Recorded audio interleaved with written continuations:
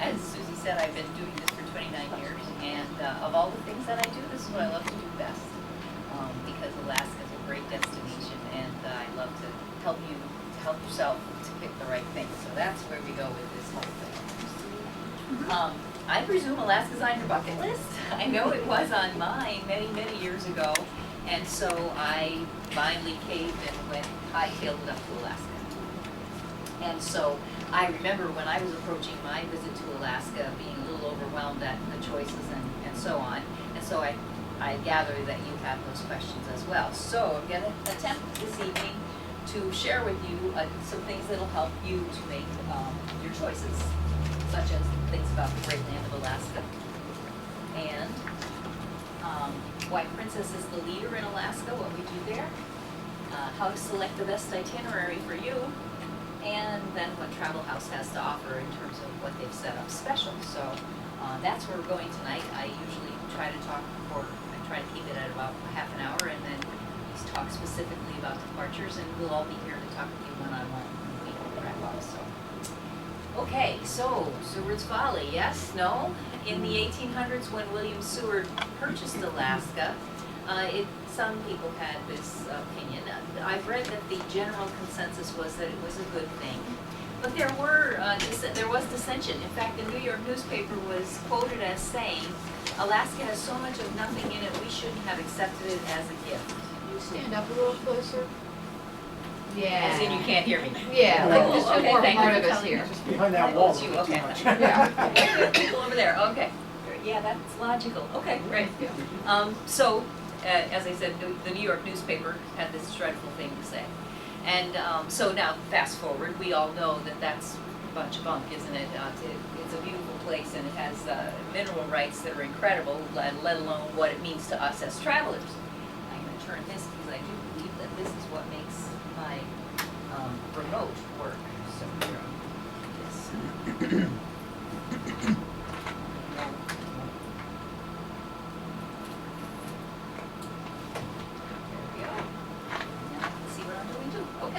So, as you know, it's got an incredible amount of wildlife there, and humongous wildlife as well.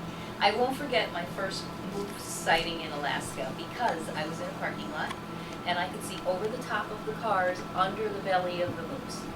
Everything's bigger in Alaska, starting with the wildlife. It's just different up there. It is a home of course, spectacular scenery, unbelievable. Native culture is alive and well in Alaska, and you will have the opportunity to see that when you travel there. It's also a place for exciting adventures. Here, we're in Sourton, and it may not occur to you that you might like to whitewater raft, but I'm telling you, you get there and you get the fever. Before you know it, you're doing something exciting. Helicopter flight seeing, horseback riding, paddling, fishing, and if you take a good look at that picture, you'll realize that's spy fish. That's the first day of my honeymoon on the Gocana River. I caught a 40-inch, 25-pound king salmon. Wow. Yes. Did you eat it? Yeah, it was the most expensive fish I ever ate. Between the tour and the shipping and all that. But yeah, it was, my adventure, so I wish you adventures as well. You'll also find in Alaska things you just can't even imagine that you're going to see. It's an unpredictable place, and things are peculiar. In fact, there's a lot of odd things about Alaska. Ladies, if you're looking for a man, there are more men in Alaska. So if you're looking for a man, the odds are good. But I have been there, as Susie's told you, and so I must tell you the goods can be a little odd.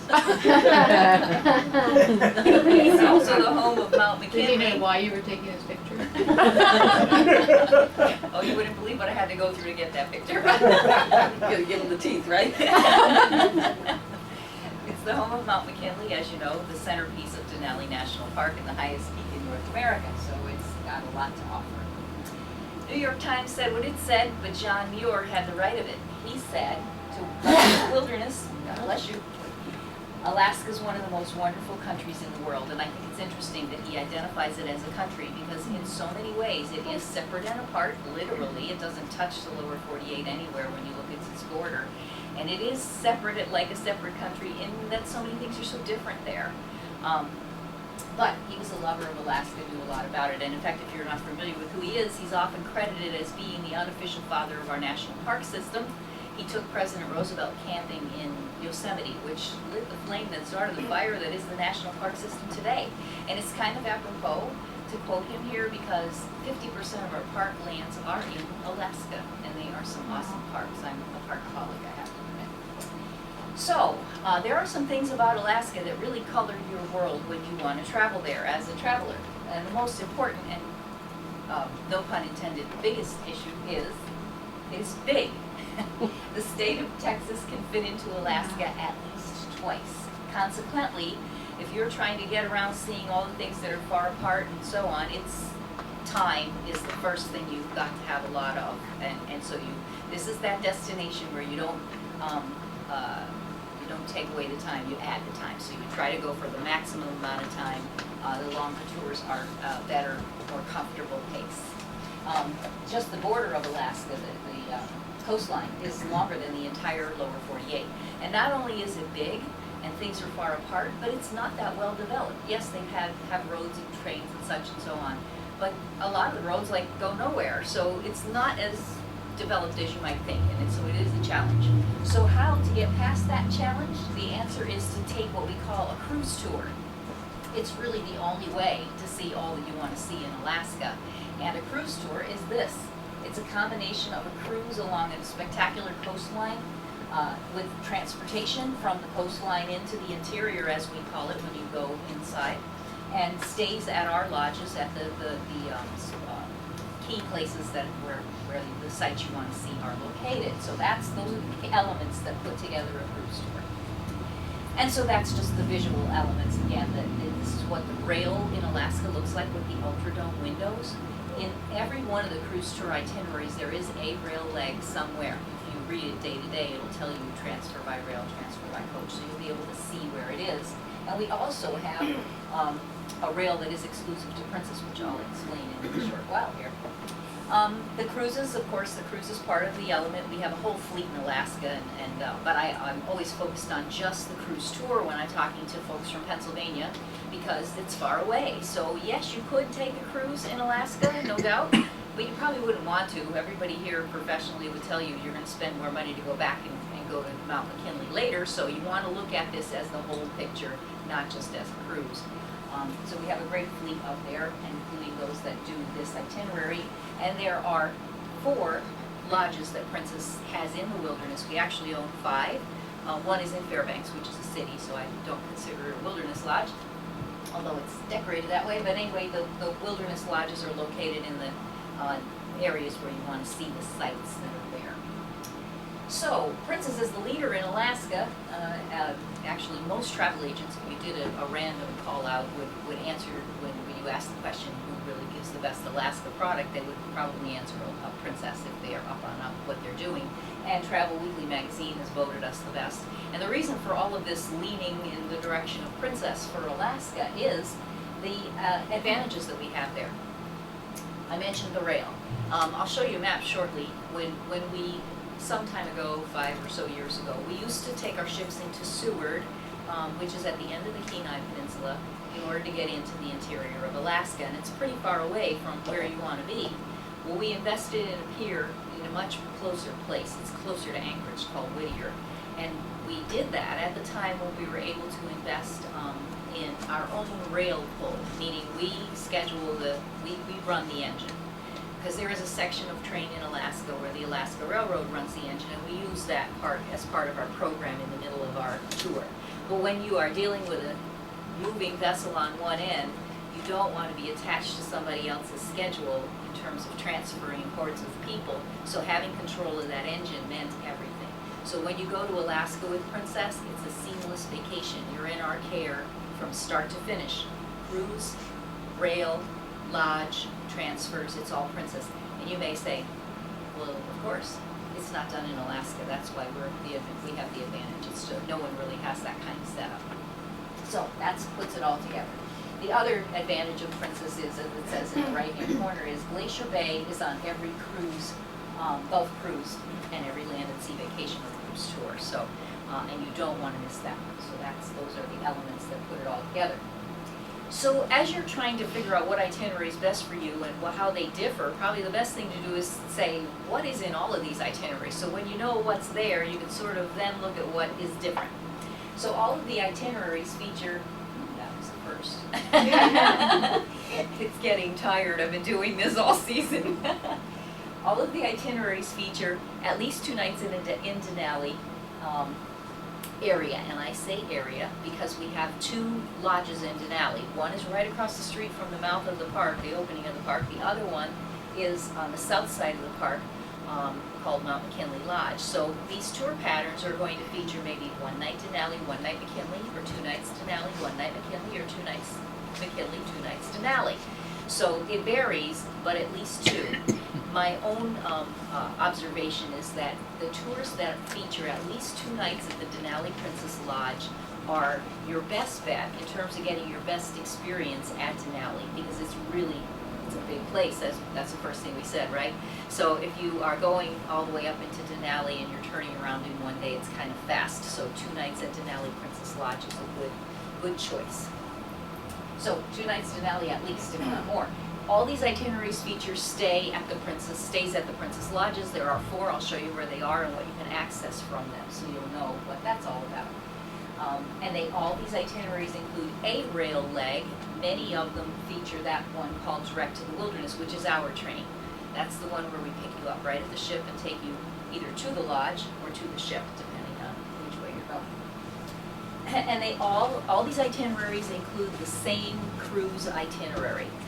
It's called the Voyage of the Glaciers. You cruise between Vancouver and Whittier, and it's a constant. So in the big picture of the items you're putting into your decision hopper, shaking it up and seeing what you come up with, the cruise kind of falls in.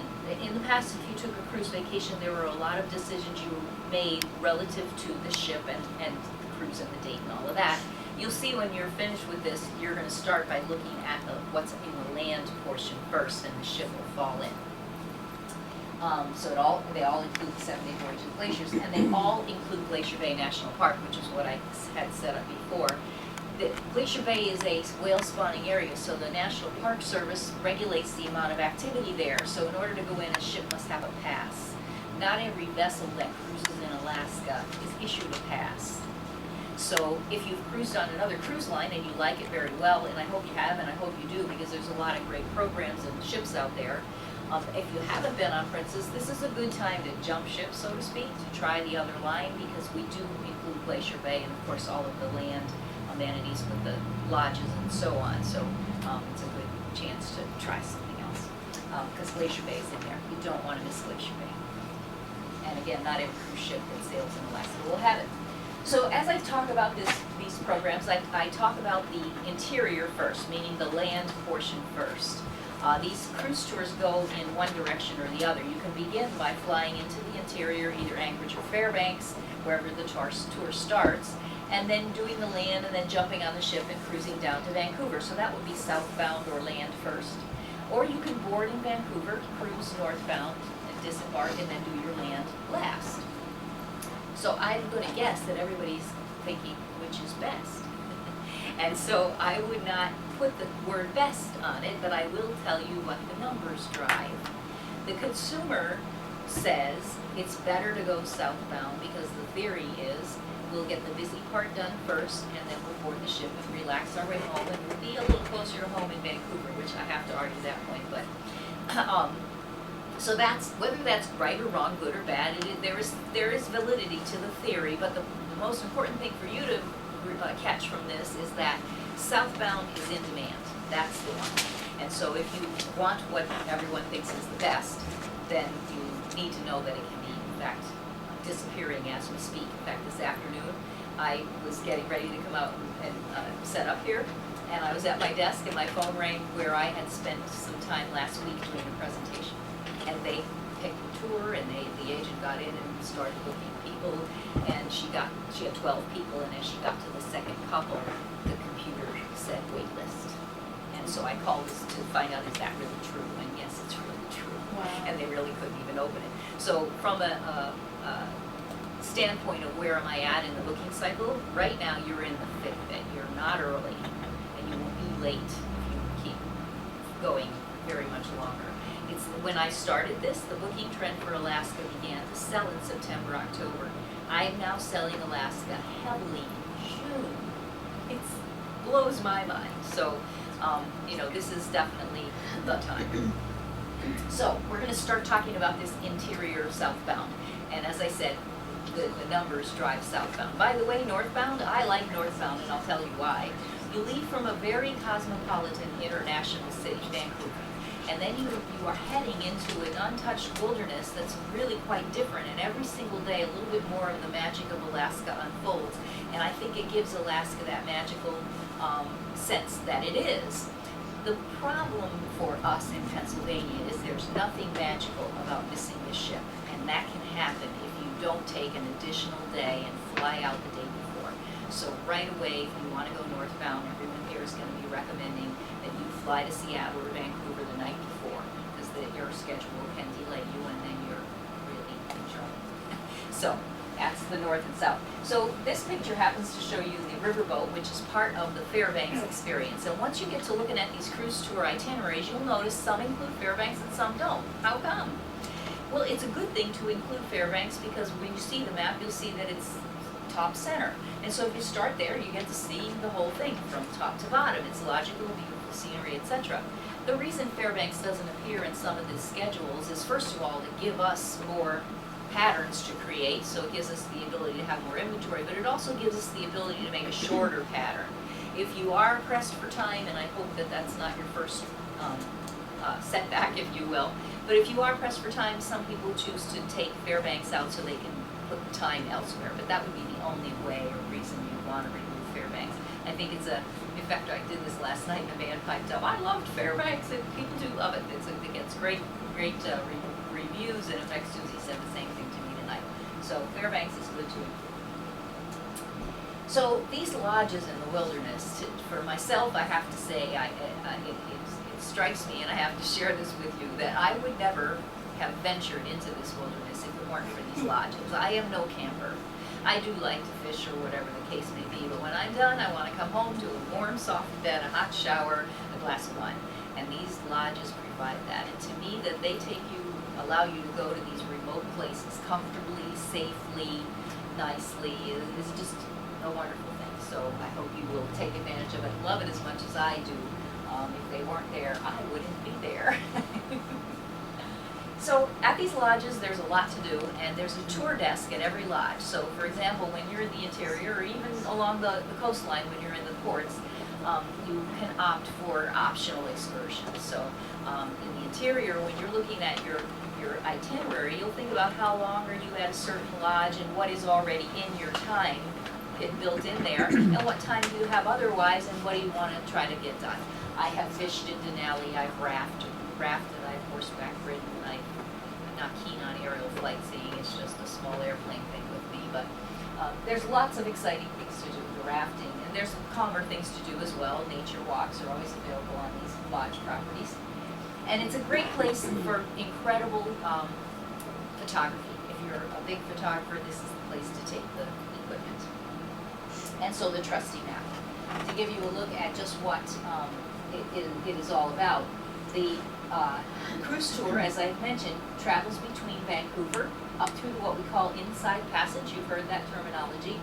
Visiting these 3 ports of call. They're all frontier coastal towns, small little towns that have their own little flavor. Glacier Bay is on all of our itineraries, and then Whittier, that is our either start or ending, depending where you're going. But that's where we built that pier, and where we then take you by rail, either from McKinley Lodge or Denali Lodge, either from or to. In this case, we'll talk southbound. So you would be coming from Denali Lodge to Whittier, or from McKinley Lodge to Whittier. And to give you a sense of the size of this place, the time it takes to get from Denali to Whittier is 9 hours. So we're on the train 9 hours. On that particular Is it length. daytime or nighttime? Day. So It's we'll- almost always daytime in Alaska. Oh, sure. I couldn't resist. That's true. So then you can look around or whatever. Exactly, and those pictured, the ultradome windows I showed you on the other picture, that's the reason for the ultradome windows, so you can see all the scenery, yes. And of course, being on the train for that length of time, you're seated at a table, very comfortable. There's a bar on the train. There's an outside observation deck. You can get up and walk around. You can walk downstairs. You can walk out to the back observation. Downstairs is the dining area as well. So they take you in groups because every single person wouldn't fit in the dining area at one time. So they come through and say early, late, when you're really hungry now, and they'll take you down for whatever meal is happening at that time. So you can get a sense of where things are. This is Fairbanks. Oh, you jump in. I did the 8 hours actually from Fairbanks to, Anchorage to Denali, I think. Okay. I yes. did 8 hours on the train, and actually you don't get bored at all. You're always entertained by the scenery, and every time you pass like an hour, you see something totally different. The meal on that train is wonderful. I mean, they were serving prime rib and fish, I think salmon or something like that. So also, the meals are good. They have a bar, I think, on board. Yeah. So I don't think you get bored. Alaskan salmon, no doubt. Yeah, exactly. So it does go fast. Well, no, I wasn't concerned about that. What's the speed of it? Is it, because I just was in France, is it like the TGV or is it, it's In Alaska, it's very slow because yeah. first of Yeah. all, they have moose. And so Right. it's not unusual for the train to be stopped because there's a herd of something in Okay. the way. Or it'll pull over to a side because there's only one rail, but there's spots where they can pull over because the other rail's coming the other way. So there's what you would look at this and go, why is this taking 9 hours? The answer is because it's Alaska. It's funny she should mention the meal because the very first trip I had on the train, I went down to the dining car, and there's big windows there as well. So the dining is set up nicely. It's not corporate, tablecloth, china, it's civilized. Yeah. So I'm enjoying this great meal. This you should see this galley. It's like this big. If you think your kitchen is small, forget it. And they do made like fresh stuff. This isn't microwave pre whatever. So they do an incredible job considering that they're on the train, and also I'm like considering all this like, wow, we're in the middle of nowhere and this is so civilized, and I look up and there's a moose grazing in a bog as we go by, and I think, oh my God, I really am in the middle of nowhere and all of this is here, believe me, I'm not a camper, it blows me away. So it's a wonderful combination. So, to sense where things are here. Fairbanks is here, and this is what I was saying. If you begin your tour in Fairbanks, you're going to go scoop right down through the center, what we call the heart of Alaska, and you'll see the whole section. But as I said, sometimes people will need to forfeit if they have to, and then Anchorage will become the focus. And of course, Fairbanks and Anchorage are the focus because that's where air comes in and out. You won't get air out of other cities, so that they become the airlift. So we'll talk about these 4 lodges and what they're all about by peeling off 2 at a time. The Denali and McKinley lodges are located here at Denali National Park, which is the dark mass. So let's talk about the Denali Princess first. It is the largest in Alaska, so naturally the largest in our grouping. Large, as in the campus, is 14 acres. Multiple buildings, multiple dining options. It's just the campus, multiple shopping. Just the campus of the Denali Princess Lodge has a lot to offer. But then you're also right there at the mouth of Denali National Park. It's across the street. So you can imagine there's other properties there. There's lots going on there. In fact, I had the occasion to drive one time from Fairbanks to Anchorage on the road that goes in there. It's a 2-lane road for the most part. You're in the middle of nowhere. But when you approach Denali, it spreads out to 4 lanes. You get a walk sign, a red light. I mean, it just goes, all this, starts happening. And then you keep driving and it disappears and you're back down the 2 lanes. So there's a lot happening right there, a lot of stimulation. You can spend time being drawn in by a billion things, not to mention that your park is right there. And I say this specifically because the other lodge that we'll talk about, McKinley Princess Lodge, is entirely different. It's 60 miles away from civilization. And when you're there, you're there. Okay, whereas at Denali, you're right there in the park. You can get into the park. You can go back to the park after you've done your scheduled tour, which I'll talk more about. And you can do other things and visit other restaurants, shopping, etc. So there's lots to do there. As I'm talking about meals and the interior, let me address that. You're probably thinking, are the meals included? If you've cruised, how many have cruised on any ship ever? Maybe 100%? I've never cruised. No, okay, so this is interesting, in all these, I do this all the time in the fall. There's always at least one couple, and it used to be more, but it's getting, so it's a number thing. So, if you, on the ship, your meals are included. We do have optional meal things on the ship if you want, but the main meal, main dining room is included. But on the land portion, most of the cruise tour patterns in the brochure are built and priced with meals not included. There are some where they are included, so we'll address that a little later. But that's why the optional choices for dining right there on the campus is really great, because you can do anything from a burger at the bar to a full meal. Because you're paying for it. Yeah, you're paying for it, correct, unless you purchase the tour that where it isn't included. So we'll point those out to you. So from this lodge, you are, when you buy a cruise tour, a narrated park tour is going to be included. And it's been my experience that this trip into Denali is the highlight of your trip into the interior of Alaska, so you want to get that right. The park has a couple of different tours. There are 4 technically. I usually narrow it down to 2. Most folks are choosing from 2. If anybody wants to know about the others, you can talk to me later. But the 2 tours that are there, I'll tell you about, so that you're sure to get the one that you really want. The lodges are very lodgy looking. This is the main lobby for the Denali, and if you take a look, whoops, I didn't mean to do that. If you take a look down the other side, there's a fireplace in every one of these lodges, and that speaks to the weather in Alaska. We visit Alaska from May to September, and during that period of time, if you ran numbers, you'd recognize that the average temperatures in Alaska in the summer are in the 70s, but they can range from the 50s to the 80s, which is pretty extreme. But what's more extreme, and it's just the way Alaska is that can happen in one day. We have Mother Nature here, but she's only visiting here in the lower 48. She really lives in Alaska. You know, here we might be delayed where we're going in the winter because of snow or whatever. In Alaska, you can be not going because the road is covered with an avalanche. Everything's more powerful there when in a natural sense. And so, speaking to the weather, when you pack for Alaska, when I pack for Alaska, I pack my wool socks and my bathing suit always. Doesn't matter if it's May, June, July, August, September, because there's no predicting that the last 2 weeks in July are like the 2 best weeks of weather. You can be there in June and be getting 80s. I was there in July for my honeymoon. It was in the 50s almost every day. A couple of days the sun peaked out a little bit. And it was drizzly as well, so when it's drizzly, you know, it gets chilly. Because it's not humid in Alaska. You know, it's our September weather. If it's cloudy and drizzly, it's chilly, right? Because it's not humid, and you know September's coming and so forth. You feel that. If it's the middle of the summer and it's hot, it's humid, but not in Alaska. Like yesterday. It's like yesterday, exactly. So it's beautiful weather, but it's unpredictable, so you want to be prepared. And the same year that 2 weeks in July were rainy and 50-some, travel agent went in September and came home to tell me that her temperatures were in the 80s for the most part. So you just don't know. It's not humid 80s though. It's the 80s we get these times. So, and of course al fresco dining is always available in Alaska. Again, it speaks to the weather. It's lovely out and everybody's been cooped up all winter, so they're anxious to be out.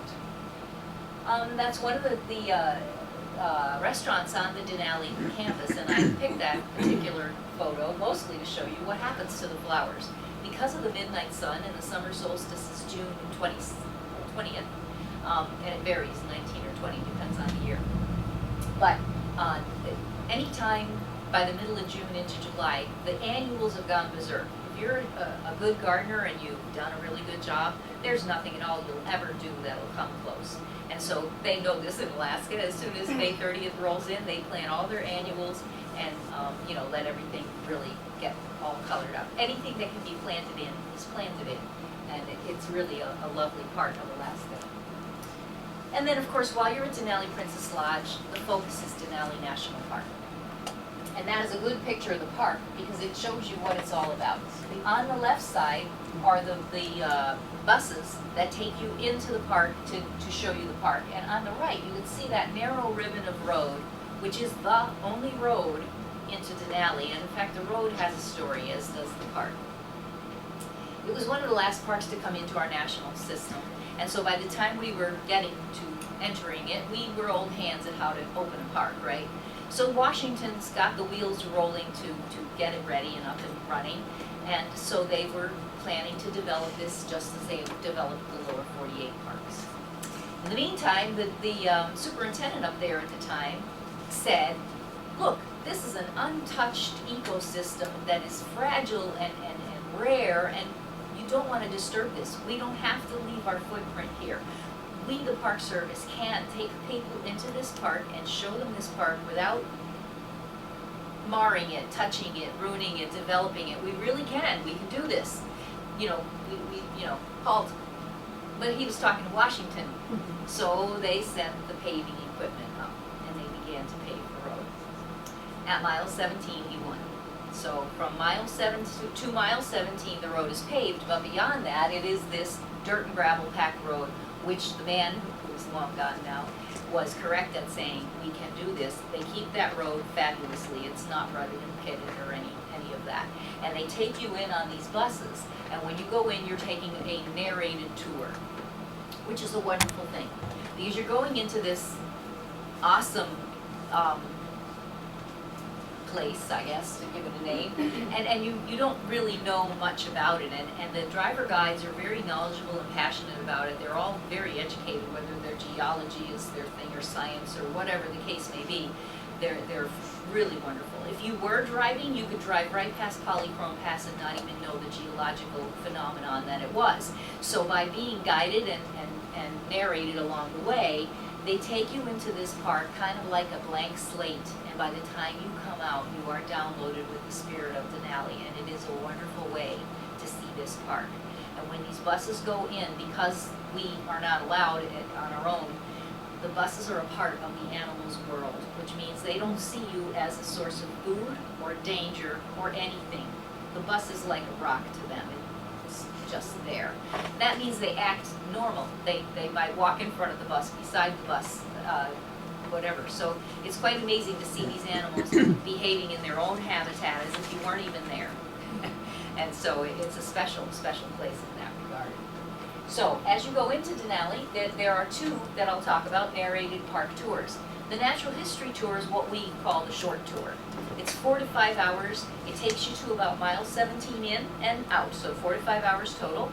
The other tour, the Tundra Wilderness Tour, takes you to mile 64 or 2 or something like this, and it's 6 to 8 hours, same thing, in-out, round trip. The total road is 92 miles, so by taking the Tundra Wilderness Tour, you're getting at least the 3/4 of the park road in. And so it's a longer tour. It's on it's in an undeveloped area. There are some permanent facilities built, but not everywhere. They use a lot of porta-johns along the way. So you really are going into an untouched wilderness. And by the way, these porta-johns are the best I have ever seen in my life. Trust me, I've already admitted I'm a powder puff, so they really do a good job. But this is not a luxury thing. Yes. Are both of those tours included? Do you have an option of either one? That was my next statement, thank you, yes. When you look at the cruise tour itinerary and you're reading day to day, you're going to read Natural History Tour or Tundra Wilderness Tour. Most of the time you're going to be reading Natural History Tour. And for us, from Pennsylvania, if you have the desire to see the park as much as you can, you probably want the Tundra Wilderness Tour. It is your choice. So when you make the reservation with the travel agent, there are a couple things that you're going to be deciding on, of course, the tour pattern and date and all that, but on every one of them you're going to be deciding what kind of cabin category you want, which of those tours you want. Because at the time the reservation is made, the travel agent can ask Princess, do you have availability on the Tundra Wilderness Tour? We would rather flip it out the other one and in the other one. $50, $60 a person is the price, and if you don't secure it now and you go up there, you won't get it. It's a matter of availability. So yes, you want to address that now. And I do mean at the time you make the reservation. I've had people wait as much as like a week later to make up their mind, and the availability can change. So you want to include that in your consideration straight away. Can I ask a question? You Sure. said the natural history tour was 4 to 5 hours, and how many miles did it go in? 17. It's Alaska time. And the other one is, It's about 60, 62, 63, 6 to 8 hours, yeah. I mean, it's not. It doesn't make sense, does it? No, it's not proportionate. No, it isn't, yeah. So Are you going faster in the second one, so you're not seeing as much, No, or? they purposely give that range of 4 to 5 hours or 6 to 8 hours because it depends on how often do they stop, how much does the driver guide stop and talk, how much, traffic are they dealing with in terms of other things. There's a little more traffic in the front end of the road, so there's that. But it's not a logical thing. It's just that's why I will always use a chart to look up when I want to know, like, what is the train length or something like this, because there's not a lot of logic sometimes. So it is the same road, it is the same approach and so on, but the biggest difference to me is not the time. The biggest difference is if you only go to mile 17, you haven't even scratched the surface. So if you have the physical capability that you won't be uncomfortable about being on a bus for that length of time, and you do get on and off, but some people say, well, I have back problems, I can't really sit on a bus that long. That's a given. If you don't have that issue, you need to do the Tender Wilderness Tour and see as much of the park as you can. That's These my are personal. school buses too, They they're are. not the motor coach, the luxury. Right, they're not the luxury They're not motor coach, they are buses. That's why I Yeah. literally showed you the picture, that, the bus. It's a school bus. They use school buses because they have a wide wheelbase and a low center of gravity, makes them very safe. And they have a 100% safety record in the park, so they're doing it right. They do it differently there, and they're doing it right, so. So on this paper that you have, it says the natural history tour. Yeah, which is almost every tour is natural But if we history. booked it, we could say, oh, we Upgrade want. to the tundra. Yeah. Because it's not a group thing, at that point you're doing Actually, you independent could stuff. even do it as a group if But that it is is kind of independent once you. Yeah. Right, okay, right, right. right. Like you Yes. might pick it, the other person might not. Right, that can be done. Right, exactly, go on. Okay, so Denali is 6 million acres, and this is a good shot of the road. There's just the one road. This is mile 92, mile 60-some is about there, and mile 17 is at the front end. You can see that the Denali Princess is right here, and it is right across the street from the park entrance. So now we'll visit that 2-day Denali Park recommendation. One of those days, you're going to be wrapped up with that included tour, right? And you're probably going to take the Tundra Wilderness Tour. I would guess that of all of you who in this room will go, the greater majority of you will opt for the Tundra Wilderness Tour. That's been my experience. That means you're going to spend one of those 2 days in the park on that bus doing that Tundra Wilderness Tour. So then, if you have a 2-day stay at the Denali Princess Lodge, the next day before you leave, you can go back over because you're across the street and we run a free shuttle. Because when you went in on the Tundra Wilderness Tour, you did not visit the visitor center, you did not go to the headquarters, you did not do any of that other stuff. So you can go back to the visitor center now or visit the park headquarters where they keep the dog mushing kennel, or the visitor center where there's displays and history and just, you can spend all day at the visitor center. And so you can go back to your national park and enjoy yet more of it when you're there the second day. If you had a 1-day stay at Denali National Park, you get there, it's late, you're out the next morning early to do the tour, and you sleep in the next morning, you're gone. So it's actually, you don't even do that in a 1-night stay. So you arrive, and then you leave the day you take the park tour. So it's a quick turnaround on a 1-night, yes. Are there any doable hikes? Yes, in the front end of the park, part of the visitor center, there's one of those placards that show you all the paths and tell you how difficult they are, how long they are, et cetera, et cetera. You can even hook up and take a hike with a ranger. You can listen to a ranger's presentation. So the possibilities are endless and you're not going to be able to do it all. But this, I would say to you, know what your time frame is from the time you're going to arrive at Denali till the time you're going to board a train, so that you know what time you have. Because, for example, if you get up that second day and you're not thinking, oh gee, I got to get over to the park because this is all the time I have, and instead you lollygag at breakfast and find yourself shopping, you just blew it. You're leaving and you're not going back to the park. So you really have to be diligent about what you want to get done there while you're there, because it's just fascinating, and you don't want to find yourself shorted by having not thought about it. So first thing is Tundra versus natural history tour. Okay, and the McKinley Lodge is on the other side. You cannot get into the park from that lodge. The reason this lodge is here because it's the entrance. This lodge is here because it has incredible views of Mount McKinley. So let's take a look at that lodge. First, we're talking about Denali Wildlife. But when you're there, you'll see all that wildlife. The wildlife moves more in the spring and fall. If you're looking at when does the wildlife move the most, in spring and fall. So that would be there. And that's a great picture of the fall in Denali. just a beautiful place. Mount McKinley's on the other side. It's 40 miles from the base. The views of Mount McKinley here are incredible. What people do here is view the mountain from the deck. I mentioned a couple times now, this is a more remote lodge. So if you had a tour that has 2 nights there, this is perfect timing to say, okay, so one day I'm going to relax. I need a break anyway. I've been running all over. But the other day, you might go to the tour desk and opt for an optional tour, which could be a bunch of stuff. You can look at the optional tours online once you've made your booking. You can also look at the optional short excursions online so that you can get a sense of it. So that's the that nature of the lodge. Again, the beautiful warm rooms and the fireplace. This is one of the restaurants, and it is called 2320. That's the height of the mountain, and they named the restaurant that. So what kind of tours, you said you could see online, but what kind of tours would there be, like hikes? Horseback riding, rafting, fishing, flight seeing, hikes. There's in Denali, well that's Denali, they do take you on a wagon somewhere. There's a jet boat on a river somewhere. You can take a quick transfer down to the town. Well, it's not quick, it's quick in Alaska, excuse me.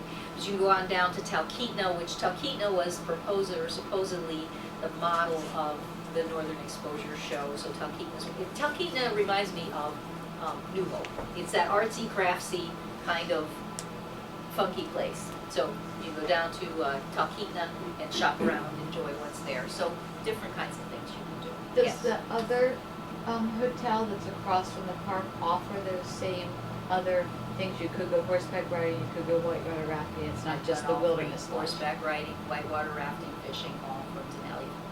Flight seeing around the mountain.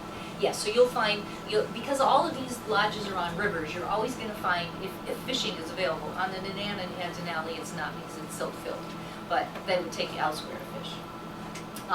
But on a river, you're going to have whatever rivers have to offer, the rafting and so forth. They're all there. So now we've taken a look at the Denali and McKinley lodges. Most of the tour patterns are wrapped around those 2 lodges. That's the bulk of what we do. But then we have these 2 other small lodges. I call them boutique lodges because they're less than 100 rooms apiece. So right away, if you include a stay at one of these lodges, it's a very intimate experience because it's a much smaller lodge. The other thing, aside from size, that these 2 have in common is that they are both on salmon fishing rivers. The Copper on the Copper River, the Kenai on the Kenai River, very well-known salmon fishing rivers. The other commonality they have is both have access to yet another national park, different, but another one. So let's peel off Kenai and take a look. But before I turn the page here, see that this is the Kenai Peninsula, and that is the Kenai Lodge located right below Anchorage there, and that is Seward right there. And Seward is the location of both where we used to embark and disembark, where other cruise lines who visit this itinerary embark and disembark, and most importantly, it's where you would go to get into Kenai Fjords National Park, because I'm going to tell you a little bit about that. So the Kenai Lodge is more lodgy looking. It's on the Kenai River. The Kenai Peninsula is Alaska's playground. You can fish the upper Kenai River. It's on a bluff over the river. As I said, it's just a cozy kind of place. It's a smaller property. And this is the Kenai Fjords schematic. This is Seward, and so to do this, if you were to take an itinerary in our brochure that includes the Kenai Princess Lodge, and there is one itinerary, it's Tour M, like Mary. It's a 2-night stay at the Kenai Princess Lodge, and by the way, you never forfeit Denali. Denali's always in every one of these, so what you're doing is adding Kenai. So it's 2 nights at Kenai. You can use the tour desk, book a tour to come down to the Kenai Fjords. The motor coach will pick you up right at the door of the Kenai Lodge, take you down. It's about an hour and a half from Kenai, from that spot down to Seward. You go out into the bay. Resurrection Bay is where this is coming down through, and it's one of these tours. This happens to be the Fjords thing. You visit glaciers, you go through Resurrection Bay, but most and first of all, this is the water park altar mirror image of Denali. When you went to Denali, every mammal in Alaska that you would expect to see, Alaskan wildlife, is there. Well, let me tell you what, every marine wildlife you would expect to see in Alaska is here, and you do see them. It's unbelievable how much you see. When we were there, we saw whales repeatedly, not just doing this, but doing what they call collective feeding. So it's a really rich area to get out to see just the scenery, but also this incredible wildlife activity with the sea otters and the seals and the puffins and just all of it. You see them any month you go. Yes, in The fact, whales and- one of the naturalist guides there made it pretty straightforward and clear. She said the whales they summer in Alaska because it's their kitchen, their feeding ground. They winter in Hawaii, it's their breeding area, so they're busy reproducing there. And so they know this scheme, they do this summer-winter thing all the time. And they say whales are very smart, and I think this summer-winter choice just proves it right off the bat. Wouldn't you spend your winter in Hawaii if you could? And so this is Resurrection Bay. I mean, it's awesome. So I've been doing this for 29 years, but it was until only 2 years ago that I finally got to the Kenai Fjords National Park. And when I got off the boat, I said, that's it. I'll never talk to another consumer group where I don't say to you, you have to make this fit, and I have to make it fit for you. The Kenai Fjords itinerary, or the Kenai Princess Lodge itinerary is a shoe-in. You buy that itinerary, you can buy that tour at the desk, you're done. If that's longer than you want, or you can't get availability because these lodges are small and Kenai sells out fast, it's feasible that you could go chasing it and find you're not getting in. So if Kenai doesn't work for some reason, that itinerary, any itinerary that ends or begins in Anchorage, the travel agent can work with an outside tour operator to add a night in Anchorage and the trip down to Seward and back and the tour into the park. So it can be done from Anchorage. It's a 3-hour transfer from Anchorage to Seward. You go out in to do the park and then back up. The message is, if you can help it, don't miss Kenai. And it's not built into these tours because we don't have a property down there, so there's no reason for us to build it in.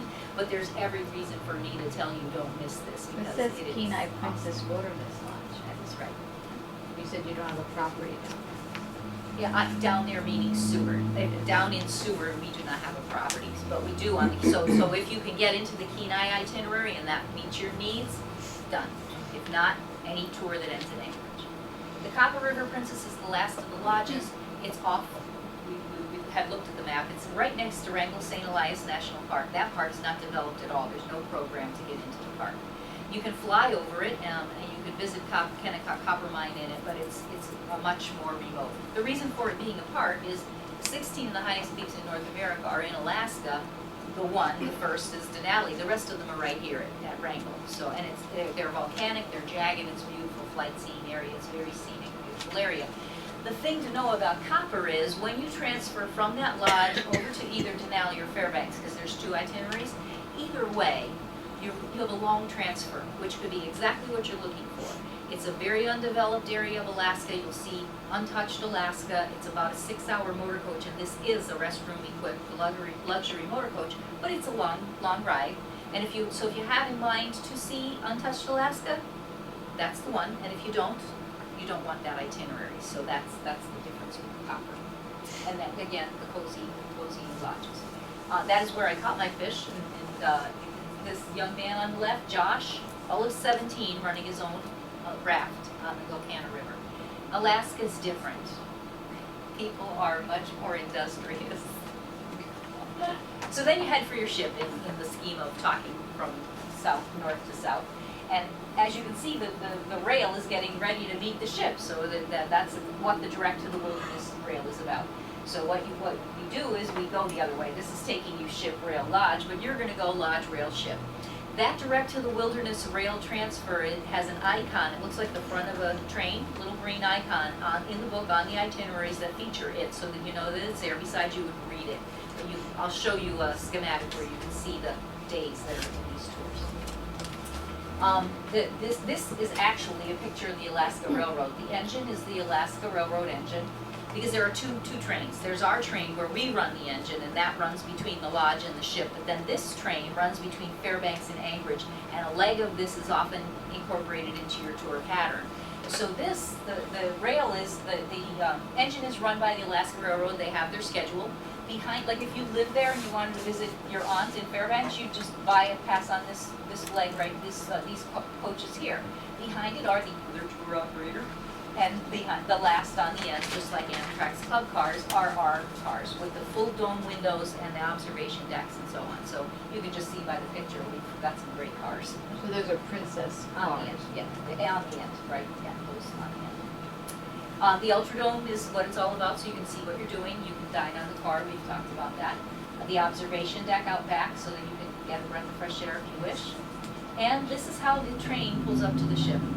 This is a very uncivilized, undeveloped area of the world, and I marvel at this because it's so convenient. I mean, they really made it happen. What Princess did here to make it possible for us average folks to get into this wilderness is really a spectacular thing. Then you cruise along the glacier route, the voyage of the glaciers. Every port has its own flavor. Best thing to do about the ports is go into the website and read what's available to see and do in those ports, and because there's optional shore excursions, so you can do that. And you'll also visit Glacier Bay on this leg and another glacier area as well, so 2 glacier areas. On our ships, the outside cabins are primarily balconies, so they're very available. That's unique about our fleet. It's not every fleet's built that way. And so because they're very available, they're pretty affordable. So you want to take a look at the possibility of a balcony and work with the agent to see where you want to go with that. You may see whales from your balcony. And when you're on board our ships, our mission is to be the consummate host. So you find warm, welcoming service, anticipating service, if you will. And it's a great environment. And marketing departments call it whatever for the 29 years I've been here, but what this ship is, and all of these ships are, is casually elegant. They're an elegant, wonderful environment, but they're not ostentatious and stuffy or any of that. So, and lots of tricks and things and fun to do on the ship as well. I didn't fix this. Our dining is unique. If you've cruised before, you're probably familiar with what is called traditional dining. Traditional dining is you pick early or late time frame, a set time, 6:30, 8:30. It's in the same dining room, at the same table, and with the same waiter and the same other guests at the table every night. That's traditional dining. And at the time you make your booking, you want to decide, do you want that? Or we actually have 3 main dining rooms that are all the same menu, service, everything. Now, it's not like one is the service, has a service fee, although we do have other dining options that have that. In this case, I'm talking about the included main dining experience. 2 of those 3 operate as anytime dining, meaning you can go in anytime from 5 to 7, and now you have a more flexible schedule. So whatever works for you is what you want to go with. If you really don't know what you want, and you think you might want fixed seating or traditional